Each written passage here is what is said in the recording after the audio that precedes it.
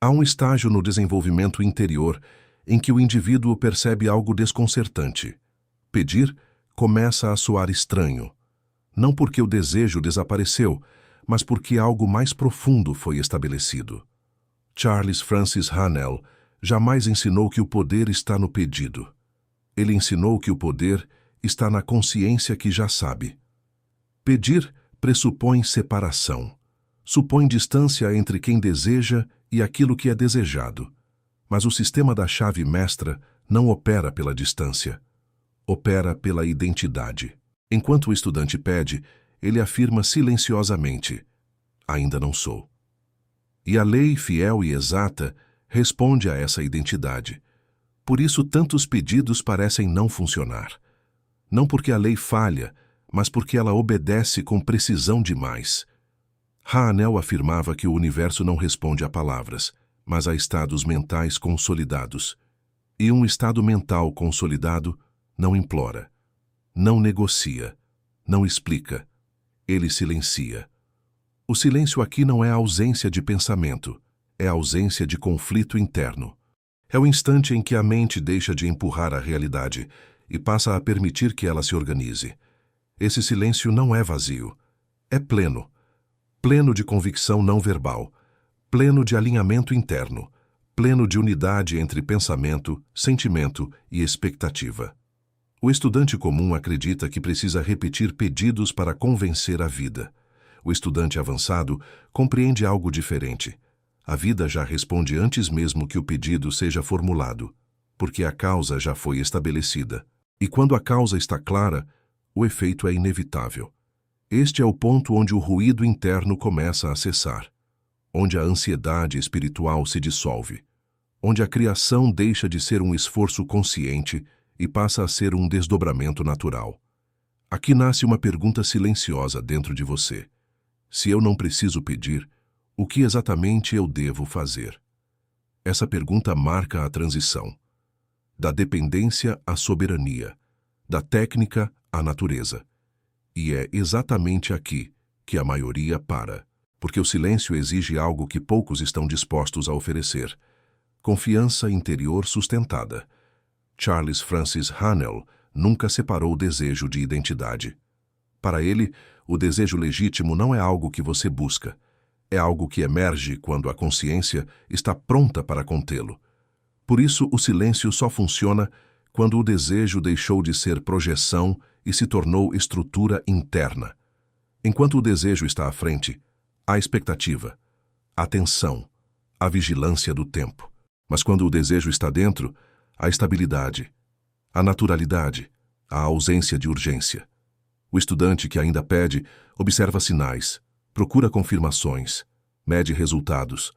O estudante que silencia já sabe, e esse saber não é intelectual, é corporal, é emocional, é existencial. Hanel compreendia que a mente criadora não precisa ser lembrada do que deve fazer. Ela precisa apenas não ser contrariada. Cada pedido repetido, carregado de ansiedade, introduz uma contradição no campo mental. Você afirma querer, mas simultaneamente afirma não ter. O silêncio, ao contrário, é coerente. Ele diz sem palavras: a causa já está completa. E a lei responde à causa, não ao discurso. É por isso que muitos praticantes falham ao tentar ficar em silêncio. Eles silenciam a boca, mas continuam pedindo por dentro. Silêncio verdadeiro não é mutismo, é cessação do debate interno. Quando o debate cessa, a mente entra em repouso criativo. E nesse repouso, o campo universal encontra espaço para se organizar sem interferência.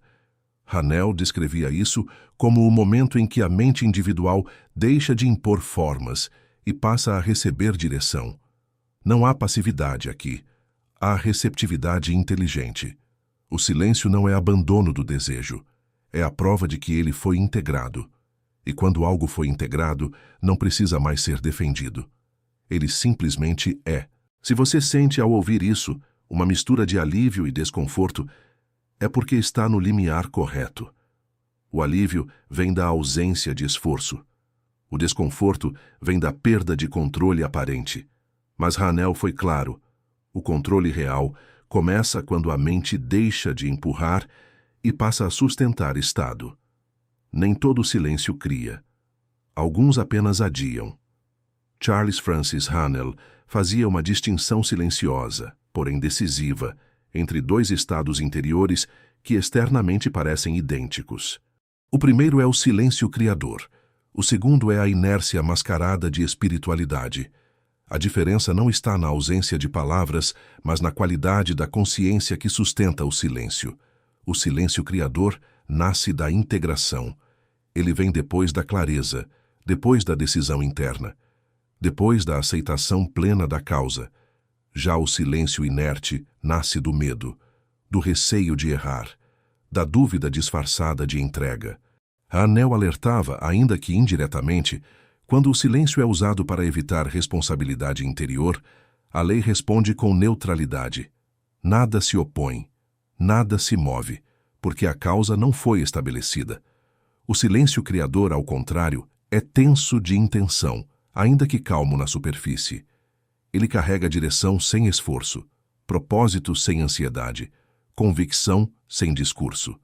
É como uma semente sob a terra, invisível, mas já em movimento. Por isso o estudante avançado não usa o silêncio para fugir da vida, mas para alinhar-se a ela. Ele não se cala porque não sabe. Ele se cala porque já decidiu.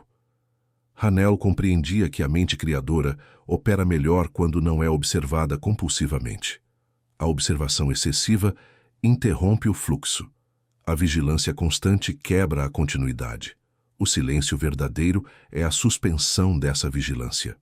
Não porque você desistiu do resultado, mas porque confia no processo que você mesmo colocou em movimento.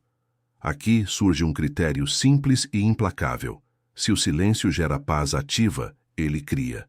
Se gera apatia ou confusão, ele estagna. O silêncio criador amplia sua presença no mundo. O silêncio inerte a diminui. E isso você sente, antes mesmo de entender. Se ao silenciar você se torna mais atento, mais centrado, mais lúcido, está no caminho correto.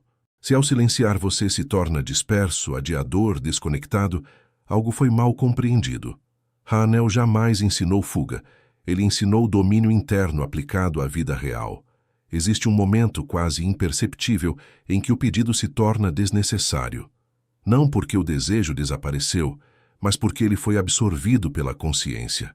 Hanel entendia que toda criação verdadeira ocorre quando a mente deixa de implorar e passa a assumir o estado de causa. Enquanto há pedido, há distância. Enquanto há súplica, há separação. O pedido pressupõe falta. O comando silencioso pressupõe posse interior. Mas atenção, esse comando não é verbal. Não é uma afirmação repetida. Não é uma imagem forçada. Ele é um estado estabilizado. Quando a consciência se estabelece nesse estado, o silêncio deixa de ser passivo e se torna diretivo. Nada é dito, mas tudo é encaminhado. É por isso que os estudantes mais avançados relatam uma mudança curiosa. Eles param de trabalhar a mente e começam a habitar uma posição interna. Essa posição não se move com as circunstâncias. Ela observa, decide e permanece. Hanel jamais chamou isso de fé cega. Ele via isso como alinhamento causal. A mente, quando alinhada, não precisa reafirmar. Ela irradia. O silêncio, então, funciona como um campo, não um vazio, mas um espaço organizado. E tudo o que entra nesse campo tende a se rearranjar de acordo com ele. Aqui está o ponto que poucos compreendem. O comando invisível não tenta mudar o mundo. Ele mantém o estado interno até que o mundo se ajuste. A tentativa é esforço. A manutenção é poder. Enquanto o iniciante alterna entre esperança e frustração, o estudante avançado sustenta presença. Ele não pergunta mais, quando isso vai acontecer? Porque essa pergunta só surge quando o estado ainda não foi incorporado. No silêncio criador, o tempo deixa de ser ansiedade e se torna maturação. Hanel ensinava, ainda que sem dramatizar, que o universo responde à estabilidade da causa, não à intensidade do desejo. Quanto mais silenciosa a causa, mais profunda a resposta. Por isso, o verdadeiro silêncio não é ausência de pensamento, mas ausência de conflito interno. Quando não há conflito, a mente se torna um ponto fixo, e tudo o que é fixo organiza o que é móvel. Existe um instante decisivo no processo criador em que a mente é testada não pelo que faz, mas pelo que resiste a fazer. É aqui que a maioria falha, não por falta de fé, mas por excesso de interferência. Hanel compreendia que, uma vez estabelecida a causa interna, qualquer tentativa de ajudar o processo é, na verdade, uma declaração de desconfiança. A mente diz, eu já decidi, mas o comportamento diz, eu ainda duvido. Esse descompasso interrompe o fluxo. O universo, para usar a linguagem simbólica, não responde a intenções fragmentadas. Ele responde à coerência. O clímax do silêncio criador não é uma sensação de êxtase, é uma quietude firme. Nada se move por fora, mas tudo já está organizado por dentro. Aqui surge o paradoxo que Hanel dominava. Quanto mais você tenta controlar o caminho, menos autoridade você exerce sobre a causa. Controle externo nasce da insegurança interna. Autoridade interna gera liberdade externa. O estudante avançado reconhece este sinal. Quando surge a vontade de revisar, corrigir, confirmar, é o ego pedindo participação. Não porque o processo falhou, mas porque o ego perdeu protagonismo. E isso é desconfortável. O silêncio verdadeiro exige maturidade emocional. Exige permanecer inteiro sem provas imediatas. Hanel jamais ensinou negação da realidade. Ele ensinou não reagir prematuramente a ela. Reagir é interferir. Responder é criar. No clímax do processo, a mente é convidada a escolher. Ou confia na causa que estabeleceu, ou volta ao ciclo do pedido, da ansiedade, da repetição mecânica. É aqui que o silêncio substitui definitivamente o pedido. Não porque você desistiu de desejar, mas porque já não há separação entre quem deseja e o que é desejado. Esse estado não é emocional, é estrutural. E quando a estrutura está correta, o resultado é inevitável. Tudo o que foi dito até aqui converge para um único ponto. O silêncio não é ausência de ação, é ação concluída. Quando você realmente compreende esse princípio, o impulso de pedir desaparece naturalmente, não por resignação, mas por alinhamento. Hanel não ensinava súplicas, ele ensinava sintonia. Pedir pertence ao estado de quem se percebe separado. Silenciar pertence ao estado de quem já se colocou na causa. Por isso, a prática não é repetir frases, nem vigiar resultados, nem sustentar emoções artificiais.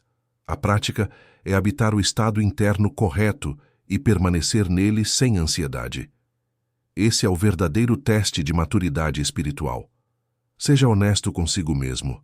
Quantas vezes você pediu e, segundos depois, voltou a se comportar como quem não acredita? Esse retorno é ruído, e ruído interrompe o fluxo. A integração começa quando você decide não negociar mais com a dúvida. Não lute contra ela. Não discuta. Apenas não a alimente.